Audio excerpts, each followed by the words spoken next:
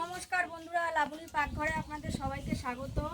তো আজকে আমি একটা নতুন রেসিপি নিয়ে চলে এসেছি প্রত্যেক দিনের মতো।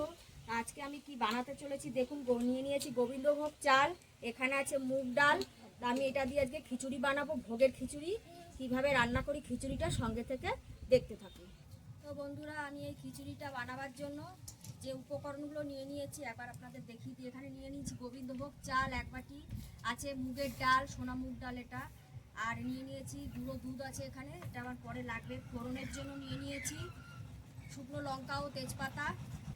আর এখানে আছে হচ্ছে, আর এতে যে যে আরও এই খিচুড়িটা বানাবার জন্য যে যে জিনিসগুলো লাগবে সেগুলো হলো, এখানে নিয়েছি কাঁচা লঙ্কা, আদা, টমেটো লাগছে, আর এখানে আছে জিরে, মৌরি, লং, এলাচ, দারচিনি, আর আছে এখানে আমি পরে দেবো এটা আছে কাজু আর কিশমিশ, আর আছে সামান্য একটু রঙের জন্য আমি দিয়ে দিয়েছি কাশ্মীরি লঙ্কার গুঁড়ো, আছে পরিমাণ মতো হলুদ, পরিমাণ মতো লবণ, তেল আর ঘি। এবার আমি উনুনটা ধরিয়ে নেব। আমি উনুনটা ধরিয়ে দিয়েছি আর কড়াইটাও বসিয়ে দিয়েছি। এবার এই শুকনো খোলায় কিছু মশলা আমি প্রথমে ভেজে নেব। এখানে আছে জিরে, মৌরি, এলাচ, লং, দারচিনি, এগুলো আমি ভেজে নেব।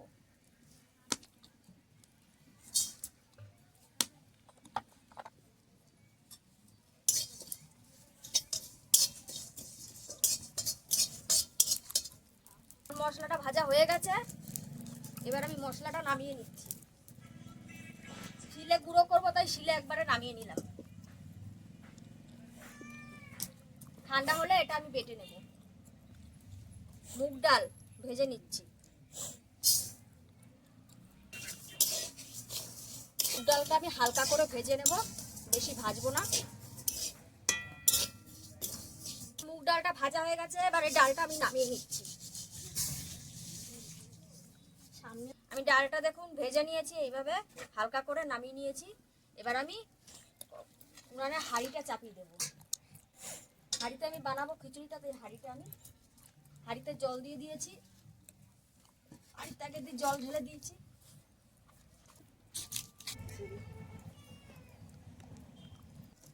হাঁড়িটা বসে দিয়ে জলটা বানাবো, এদিকে আমি চালটা ধুয়ে নিই।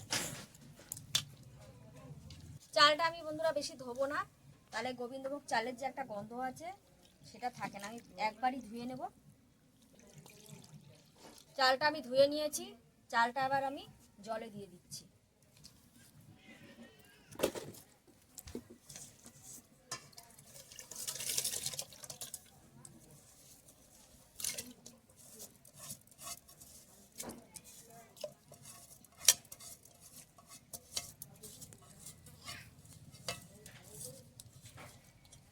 চালটা আমি তো ধুয়ে দিয়ে দিয়েছি দেখলেন।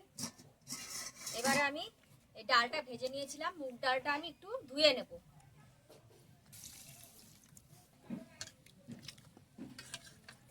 আমি বেশি ধোবো না, এই ডালটা আমি একবারই ধুয়ে নেব। আর জলটা ফুটে গেছে, এবার আমি এই মুগ ডালটাও এতে দিয়ে দিচ্ছি।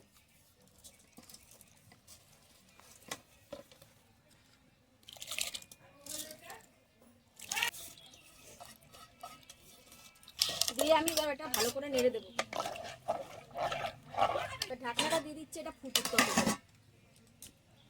এবার চাল আর ডালটা আমার এদিকে ফুটতে থাকুক, আমি এদিকে যে মশলাটা ভেজে রেখেছিলাম ওটা গুঁড়ো করে নিচ্ছি শিলে।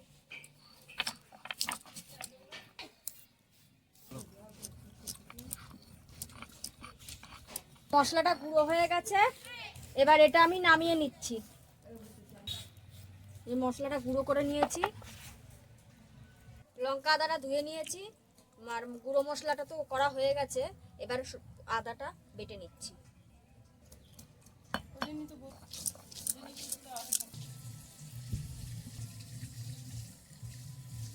এবারে কাঁচা লঙ্কাটা বেটে নেব।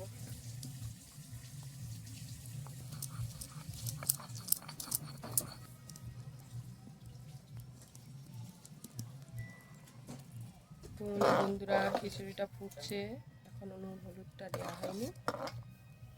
আমার দিকে চাল ডালটা ফুটছে, আমার দেখলেন আমি সব গুছিয়ে নিচ্ছি। এবার আমি যে গুঁড়ো দুধটা আছে, এই গুঁড়ো দুধটা আমি একটু উষ্ণ গরম জল করে রেখেছিলাম আগে, সেটার মধ্যে আমি একটু গুলে নিচ্ছি। আপনারাও গুঁড়ো উষ্ণ গরম জলেই গুলবেন, কেননা এই দুধটা মানে গুলবে না ভালো করে, ডেলা ডেলা হয়ে যাবে।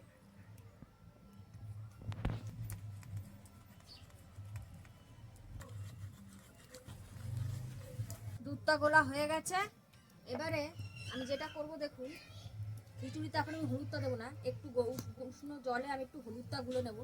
কেননা খিচুড়িতে যদি আমি এরকম গুঁড়ো হলুদটা দিই দলা দলা হয়ে যাবে, তাই জন্য আমি একটু জলে গুলে তারপরে হলুদটা দেবো। হলুদটা গোলা হয়ে গেছে, এবার পাশে থাক আর আমি একটু দেখবো।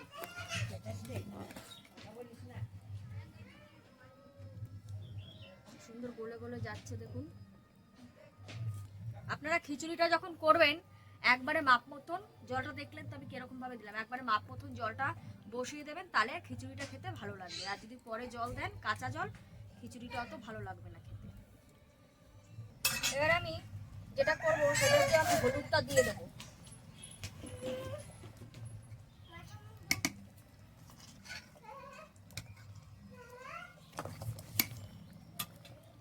এবারে যে লঙ্কাটা আমি পেস্ট করে রেখেছিলাম লঙ্কাটা আমি এতেই দিয়ে দেবো।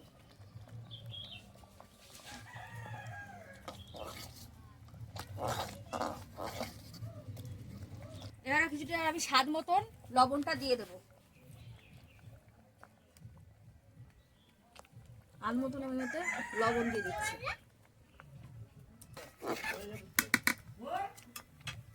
এবারে আমি সাইডে হাঁড়িটা নামিয়ে দিচ্ছি, দিয়ে আমি ফোড়নের জন্য কড়াই চাপিয়ে দেব। কড়াইটা গরম হয়ে গেছে, এবার আমি দেখুন কড়াইতে আমি দিয়ে দিচ্ছি সামান্য ঘি। গরম হয়ে গেছে, এবার আমি কাজু আর কিশমিশটা ঘিয়েতে ভেজে নেব।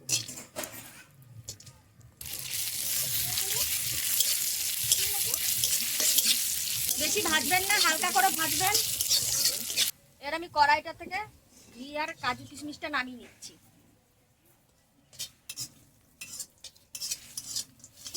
চাপিয়ে দিলাম, দিয়ে দিচ্ছি পর্যাপ্ত পরিমাণে তেল।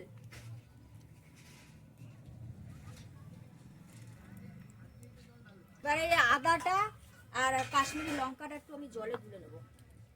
আদা আর এই কাশ্মীরি লঙ্কাটা একটু হালকা জলে গুলে নিয়েছি। কড়াইয়ের তেলটা গরম হয়ে গেছে, দিয়ে দেবো ফোড়নে তেজপাতা আর হচ্ছে শুকনো লঙ্কা।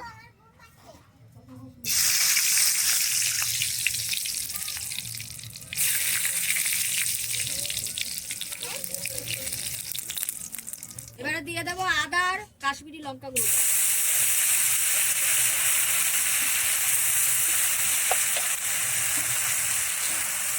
এবার দেবো টমেটো কুচিটা।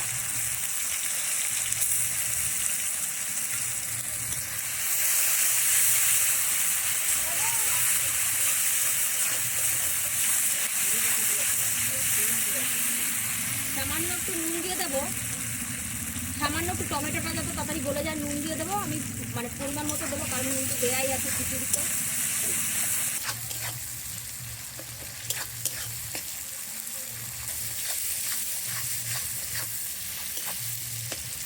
দেখুন এই মশলাটা হালকা ভাজতে ভাজতে তো আমার গলে যাচ্ছে, কারণ তারা নুনটা দিয়ে দিলাম বলে তাড়াতাড়ি গলে যাচ্ছে।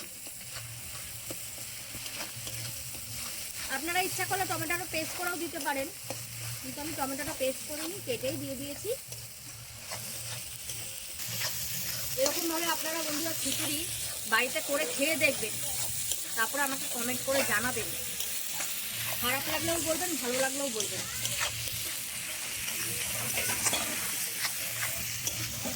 মশলাটা ভাজা ভাজা হয়ে গেছে, এবার আমি যেটা করবো এটা আমি ডাইরেক্টলি হাঁড়িটার মধ্যে ঢেলে দেবো ফোড়নটা।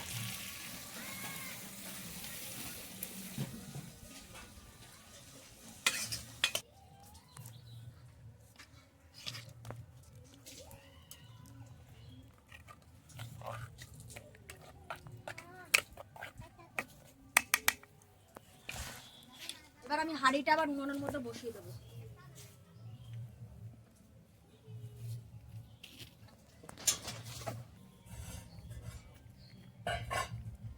এবার খিচুড়িতে আমি সামান্য পরিমাণ চিনি দিয়ে দেবো। খিচুড়িটা তাহলে ভালো লাগবে খেতে, আপনারা ইচ্ছা করলে দিতেও পারেন নাও পারেন, তবে চিনিটা দিলে খিচুড়িটা বেশি স্বাদ হবে। দেখুন কত সুন্দর হয়েছে, আর বন্ধুরা এত সুন্দর বেরিয়েছে। এবার এই দুধটা আমি এতে দিয়ে দেবো। আর সঙ্গে দিয়ে দেবো ঘিয়ে যে কাজু আর কিশমিশটা ভেজে রেখেছিলাম সেটাও দিয়ে দেবো।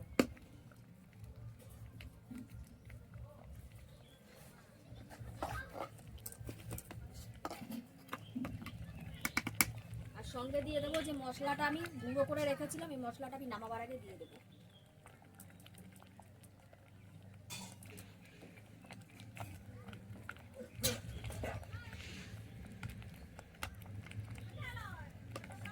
খিচুড়িটা আমার হয়ে গেছে, এবার আমি এটা নামিয়ে নেব। আমি আর বেশি টানাবো না, এটা ঠান্ডা হলে একটু পাতলা পাতলাই আপনারা করে নামাবেন, কারণ এটা ঠান্ডা হয়ে গেলে পরে একটু টেনে যাবে, কারণ আতপ চাল তো।